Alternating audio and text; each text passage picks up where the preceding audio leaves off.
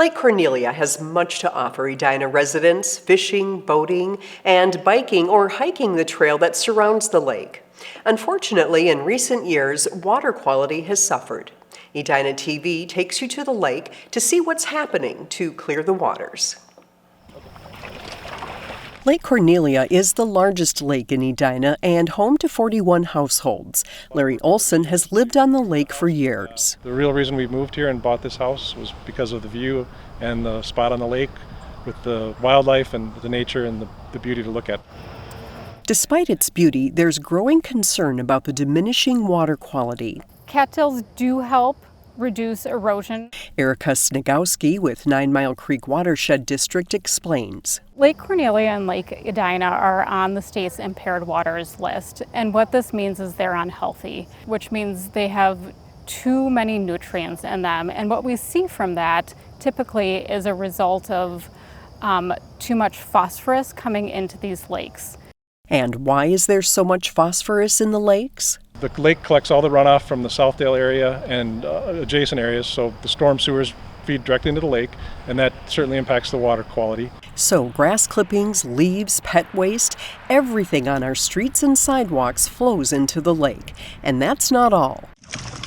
We have a lot of goldfish in Lake Cornelia, and these cause problems because they're bottom feeders. And so when they eat, they stir up bottom sediments. And that does a couple things. It makes the lake cloudy, so dirty, I would say, and it also causes this release of nutrients. And those excess nutrients cause more algae to grow, and some of that can be toxic for people and pets.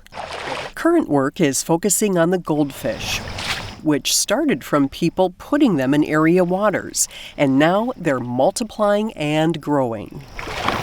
It's not uncommon to see several in the 10 to 13 inch range, and those guys can easily be over a pound apiece. Roll this thing around a little bit. Jordan Wine is an environmental scientist with WSB, an environmental engineering firm collaborating with the Watershed District.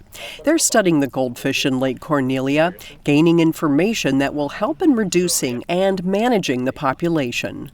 If we're going to stop these guys from coming back, if we take some out, we started to do some sampling in potential places where little goldfish are surviving from places that they could be serving as a nursery. And then we started tracking to see if those nurseries are flushing fish into the big lakes. Okay, go. Larry Olson is helping with this study on his shoreline. So I've been working with a project with the 9 Mile Creek Watershed District and WSB to put a large box net out in front of my house in the lake.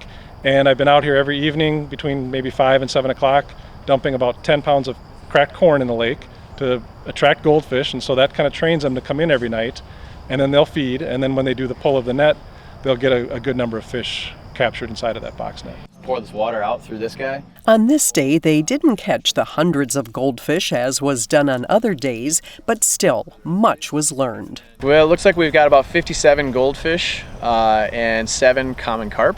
The study will be complete and the goldfish population reduced in the fall of 2022. And the general simple plan is do a survey in the springtime before you do your efforts to remove a bunch.